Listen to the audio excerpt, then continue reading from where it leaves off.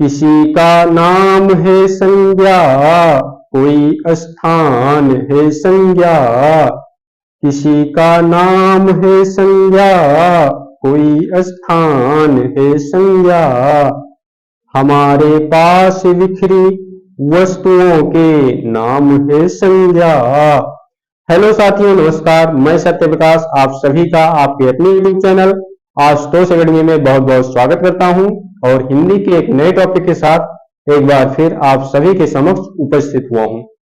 वहीं आज का टॉपिक है हमारा हिंदी में विकारी रूप में संज्ञा।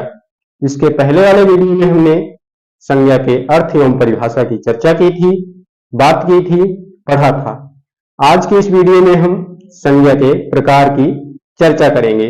वहीं हम संज्ञा के परिभाषा की यहाँ पे फिर एक बार चर्चा करें तो किसी व्यक्ति, वस्तु, स्थान, भाव, प्राणी, अवस्था आदि के नामों को हम संज्ञा कहते हैं। आइए हम देखते हैं संज्ञा के प्रकार को। तो आज का टॉपिक है हमारा संज्ञा के प्रकार। संज्ञा के मुख्य रूप से 3 प्रकार देखे जाते हैं: व्यक्तिवाचक संज्ञा, जातिवाचक संज्ञा, भाववाचक संज्ञा। इसी जातिवाचक संज्ञा को 2 और भागों में भी बांटा जाता है, जिसे समूहवाचक संज्ञा और पदार्थवाचक संज्ञा के रूप में देखा जाता है। आगे हम उसकी चर्चा करेंगे। सबसे पहले हम देखते हैं व्यक्तिवाचक संज्ञा को।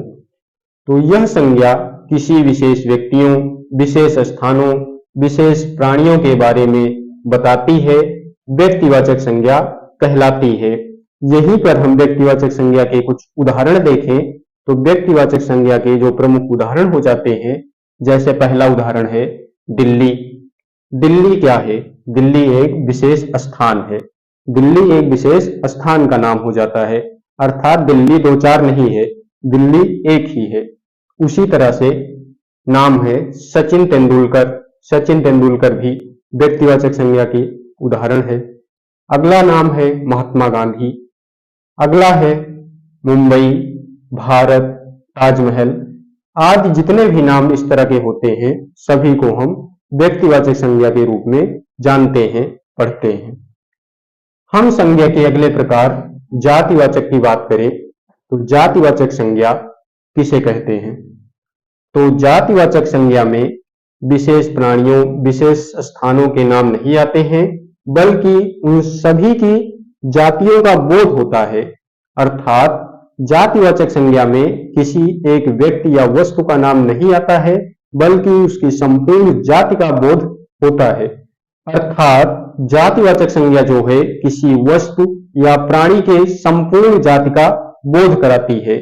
हम यहीं पर जातिवाचक संज्ञा के कुछ प्रमुख उदाहरण की चर्चा करें तो जातिवाचक संज्ञा के प्रमुख उदाहरण हो जाते हैं, जैसे जानवर। जानवर लिखते ही किसी एक जानवर की चर्चा नहीं हो रही है, जानवर में सभी जानवर सम्मिलित हो जाते हैं, जैसे शेर, भालू, गाय, घोड़ा, हाथी इत्यादि जो है सभी जानवर जानवर की जाति में सम्मिलित हो जाते हैं, आ जाते हैं।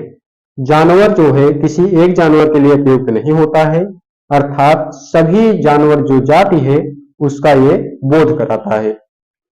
इसी तरह से अगला शब्द है मछली। मछली किसी एक मछली को नहीं बोल करके संपूर्ण मछली जाति को संबोधित की जाती है। इसी तरह से अगला शब्द है शहर। अर्थात हम यहाँ पे अगर किसी शहर का नाम लिखते हैं, जैसे दिल्ली, आगरा, जयपुर, कानपुर, नोएडा, इलाहाबाद, तो वह हो जाता व्यक्तिवाचक संज्ञा। लेकिन हम किसी शहर का नाम नहीं लिख करके केवल शहर लिखा है तो शहर जो है जातिवाचक संज्ञा का उदाहरण है। शहर जो है एक जाति है, एक वर्ग है।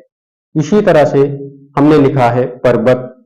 पर्वत जातिवाचक संज्ञा के उदाहरण है। वहीं हम अगर नाम लिख देते हिमालय का तो हिमालय जो है वह व्यक्तिवाचक संज्ञा हो जाती। इसी तरह से अगला है नदी।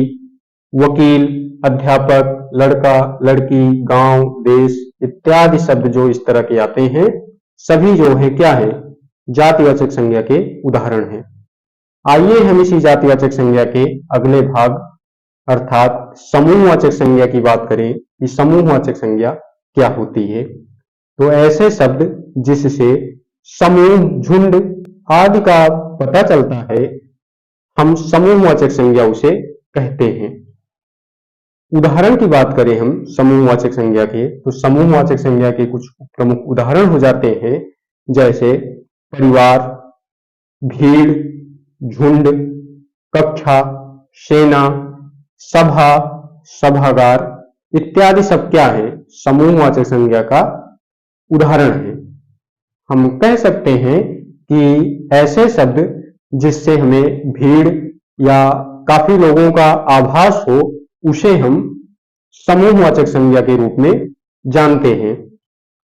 हम इसी जातिवाचक संज्ञा के अगले भाग की चर्चा करें, जो है द्रव्यवाचक। द्रव्यवाचक को हम पदार्थवाचक और धातुवाचक के नाम से भी जानते हैं। ऐसे शब्द जिनके द्वारा हमें किसी तरल पदार्थ या धातुओं के बारे में पता चलता है, हम उसे धातुवाचक या द्रव्यवाचक या पदार्थवाचक संज्ञा कहते हैं। हम उदाहरण की बात करें तो उदाहरण हो जाता है दूध। दूध क्या है? दूध ना वस्तु है ना व्यक्ति है, दूध एक तरल पदार्थ है। घी है, कोयला है, कोयला धातु में सम्मिलित हो जाता है। तेल तरल पदार्थ है। सोना, चांदी, लोहा आदि सब क्या है? धातु है। तो हम इसे पदार्थवाचक संज्ञा के रूप में जानते हैं। अगला संज्ञा का प्रकार है भाववाचक संज्ञा। भाववाचक संज्ञा क्या होती है, हम जान लेते हैं। भाववाचक संज्ञा में किसी व्यक्ति के गुण और दशाओं के बारे में बताया गया है। जैसे हम उदाहरण की बात करें, दया, प्रसन्नता, ईमानदारी, बेईमानी, बचपन, बुढ़ापा, अमीरी, गरीबी, लालच इत्यादि शब्द क्या हैं? सभी जो है भाववाचक संज्ञा के उदाहरण हैं। अर्थात हम कह सकते हैं कि ऐसे सभी शब्द जिनको स्पर्श नहीं किया जाता, केवल महसूस किया जाता है, वह सभी शब्द भाववाचक संज्ञा के उदाहरण के रूप में प्रयुक्त होते हैं, प्रस्तुत किए जाते हैं। तो इस तरह से आज हमने संज्ञा के जो विभिन्न प्रकार होते हैं, उन सभी प्रकारों की चर्चाएं की। हमने उदाहरण सहित सभी प्रकारों को समझा, देखा। मिलते हैं हिंदी के एक नए वीडियो में एक नए टॉपिक के साथ। धन्यवाद।